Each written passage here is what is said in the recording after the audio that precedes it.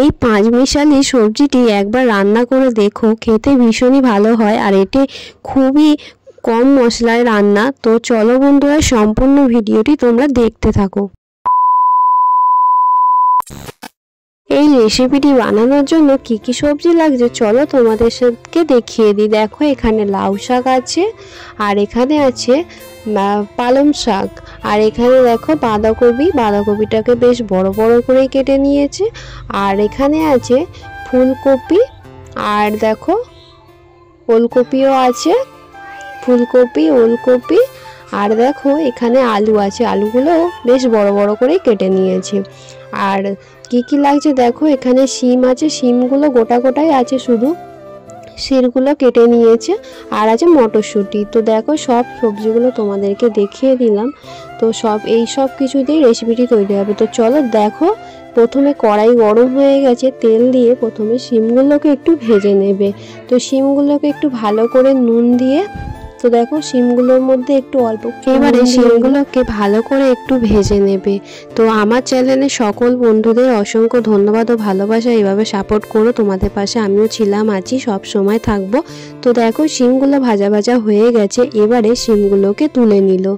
তো তুলে নেওয়ার পর কড়াইতে আবারও তেল দিয়ে ফুলকপিগুলো দিয়ে দিল। তো ফুলকপিগুলো শুধু দেবে না, এর সাথে ওলকপিগুলোও দিয়ে দেবে। তো দেখো ফুলকপি আর ওলকপিগুলো দিয়ে দিল, দিয়ে এগুলোকে একটু ভালো করে কিছুক্ষণ ধরে ভেজে নেবে। তো সম্পূর্ণ ভিডিওটি তোমাদের কাছে দেখার অনুরোধ রইল। যদি কোনো নতুন বন্ধু আমার ভিডিওটি দেখে থাকো, তাহলে আমার চ্যানেলটি সাবস্ক্রাইব করে পাশে থাকা বেল আইকনটি ক্লিক করে রেখো, যাতে আমি ভিডিও ছাড়ার সাথে সাথে তোমাদের কাছে নোটিফিকেশান পৌঁছে যায়। আর অবশ্যই লাইক কমেন্ট করে জানিও। তো দেখো এবারে ভাজা ভাজা হয়ে যেতে ফুলকপি ওলকপিটা ওর মধ্যে আর কেটে রাখা আলুগুলো দিয়ে দিল।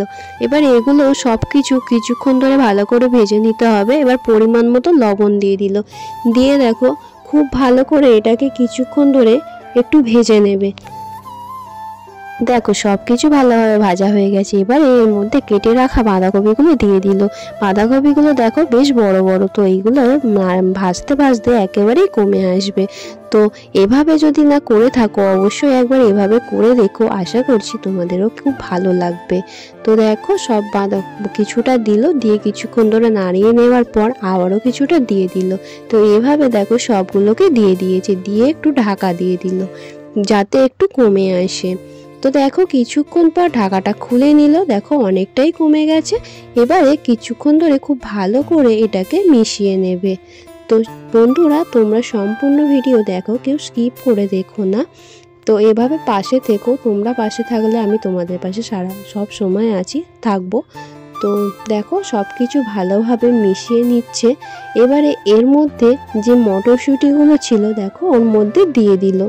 মটরশুঁটিগুলো তোমরা চাইলে ভেজেও দিতে পারো, না চাইলে এভাবেও করতে পারো, এটা তোমাদের ব্যাপার। তো দেখো এর মধ্যে দিয়ে দিল, দিয়ে খুব ভালো করে এবারে এটা কিছুক্ষণ ধরে নাড়াচাড়া করে নেবে।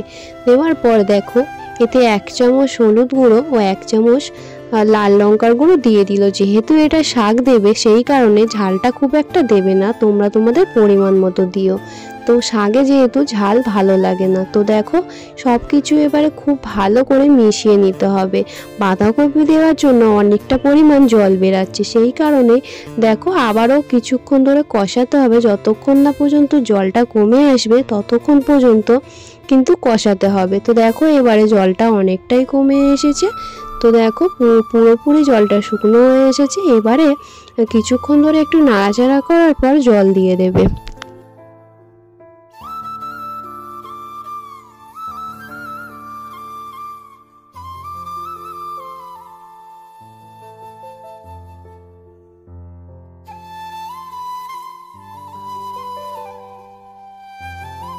দেখো সব সবজিগুলো খুব ভালো করে কষানো হয়ে গেছে। তো এর মধ্যে অল্প পরিমাণ জল দেবে, খুব বেশি জল দেবে না, যেহেতু শাক দেওয়ার পর শাক থেকে একটু জল বেরায়, তো সেই কারণে দেখো জলটা একেবারেই কম দিল। এবারে এর মধ্যে শাকগুলো দিয়ে দেবে। শাকগুলো দেওয়ার জন্যই জলটা একটু কম দিল, কারণ শাক থেকে যেহেতু জল বেরায়। তো দেখো এর মধ্যে প্রথমে লাউ শাকগুলো দিয়ে দিল। তো তোমরা লাউ শাক কে কীভাবে রান্না করো জানি না, তবে লাউ শাক ভাজতে লাগে না, লাউ শাক জল দিয়ে দেওয়ার পরেই দেয়। তো অনেকে হয়তো সবজির সাথে কষিয়ে নিয়ে করে, তো সেটা তার মতো করে জানি না। তবে এভাবে যারা করনি তারা অবশ্যই একবার এভাবে করে দেখো, খেতে খুবই ভালো হয়। তো লাউ শাকটা খুব ভালো করে দেখো মিশিয়ে নিয়েছে। তো বাদ বাকি শাকগুলো একইভাবে এর মধ্যে দিয়ে দিল। এখন দেখতে যতটা লাগছে রান্না হলে একেবারেই কমে যাবে। তো দেখো শাকটা দেওয়ার পর এবারে একটু অল্প করে শাকের মতো নুন দিয়ে দেবে, যেহেতু সবজির নুনটা দেওয়া আছে।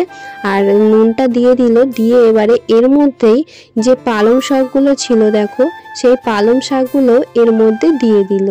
দেখো পালং শাকগুলো এর মধ্যে দিয়ে দিচ্ছে।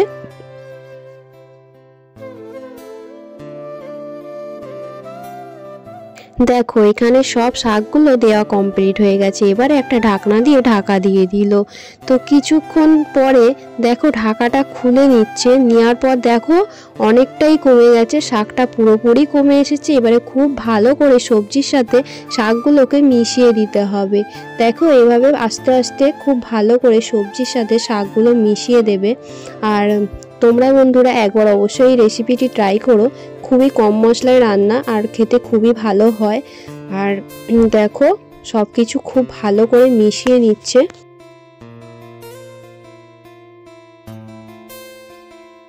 দেখো সব কিছু খুব ভালোভাবে মিশিয়ে নেওয়ার পর এবারে একটা গামলের মধ্যে এটাকে নামিয়ে নিয়েছে, কারণ এটাকে একটু ফোড়ন দিয়ে নেবে। তার জন্য কড়াইতে সর্ষের তেল দিয়ে কয়েকটা শুকনো লঙ্কা আর একটু পাঁচফোড়ন দিয়ে দিয়েছে। এটা যখন একটু ভাজা ভাজা হয়ে আসবে তার মধ্যে এবারে সবজিটা দিয়ে দেবে। দেখো এটা ভাজা ভাজা হয়ে গেছে, এবারে এর মধ্যে সবজিটা দিয়ে দেবে।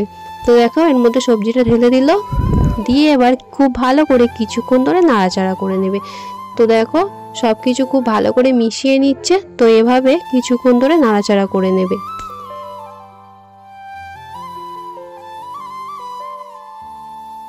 দেখো এবারে এর মধ্যে ভেজে রাখা শিমগুলো দিয়ে দিল। শিমগুলো যেহেতু লাস্টে দিল, কারণ আগে দিলে সবটাই ঘেটে যেত, তো সেই কারণে ভাজা ছিল সে যেহেতু লাস্টে দিল। দিয়ে এবার খুব ভালো করে সবজির সাথে মিশিয়ে নেবে।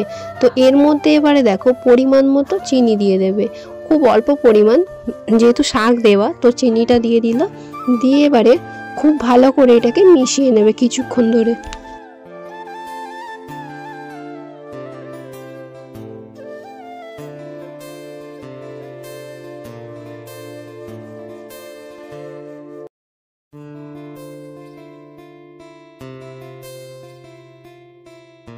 সব কিছু ভালোভাবে মিশিয়ে নেওয়া হয়ে গেছে আর সব সবজিও সিদ্ধ হয়ে গেছে, তাই সবশেষে জিরে গুঁড়ো ছড়িয়ে দিল। তো জিরে গুঁড়োটা ভালোভাবে ছড়িয়ে দিয়ে মিশিয়ে নেওয়ার পর আমাদের রান্নাটা রেডি হয়ে যাবে। তো কেমন লাগলো রেসিপিটি অবশ্যই তোমরা কমেন্টের মাধ্যমে জানাবে।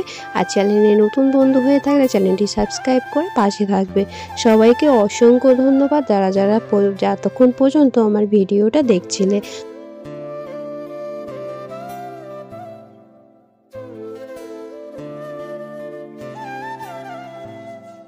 দেখো রান্নাটা রেডি হয়ে গেছে, এবার একটা পাত্রের মধ্যে নামিয়ে নিল। তো কেমন হয়েছে অবশ্যই তোমরা কমেন্টের মাধ্যমে জানাবে। তো সবাইকে অসংখ্য ধন্যবাদ, অনেক অনেক ভালোবাসা। তো সবাই খুব ভালো থেকো, সুস্থ থেকো, সাবধানে থেকো। আবারও দেখা হবে অন্য কোনো ভিডিওর সাথে। ততক্ষণ ভালো থেকো সবাই। Love you all.